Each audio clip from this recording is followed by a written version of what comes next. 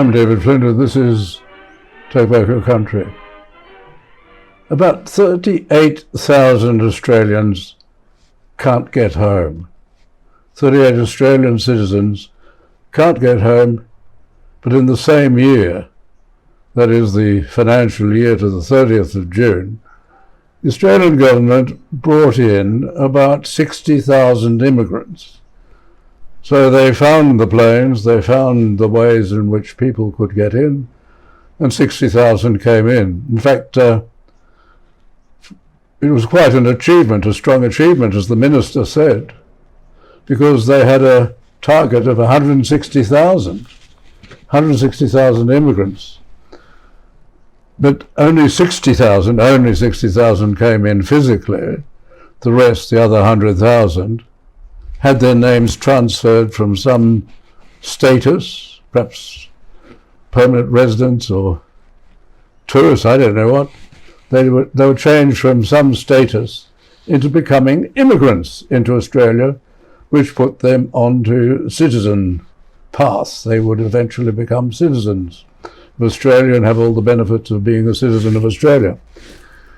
And because they couldn't find enough skilled immigrants, normally skilled would be about two-thirds of the entry, and the rest would be various categories, mainly family reunion. They decided to top up the difference from family.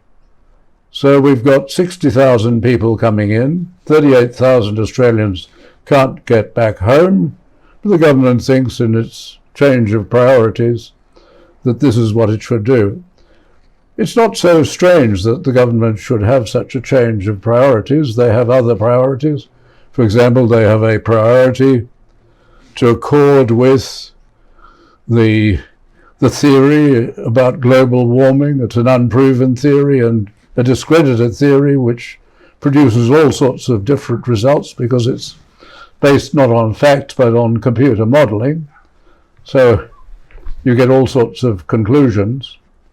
But they've taken the view, obviously, that it's much more important, for example, to put up the price of electricity, make electricity less reliable than it normally was, put it up to almost 3 times as to what it was to satisfy that theory of global warming, so we could satisfy some people in the United Nations and other places that we had reduced carbon dioxide emissions. They call them carbon emissions. The interesting thing also is that in not helping to bring 38,000 Australians back to Australia, the principal reason is Australians are not allowed to leave Australia unless they can prove some case to some faceless bureaucrat that they are justified in leaving Australia. The reason that we have this travel ban is a provision in the Biosecurity Act, which has the object of not spreading illnesses to other countries. Now, the minister didn't need to have a complete blanket ban on overseas travel to achieve that. In fact, his decision to do that is probably beyond his powers, because he could have achieved not spreading the disease to other countries by requiring that anybody going on a plane leaving Australia would have to have been tested so that they would know that they weren't going overseas spreading the disease. Could have been done that way. But they chose to stop Australians from leaving, and that meant that the airlines, Qantas and so on, obviously couldn't run their normal services because people weren't travelling overseas. So that's the reason why it's very difficult for Australians to come back. Yet the government still found it within its means to bring in 60,000 immigrants into Australia. A very strange way of arranging your priorities.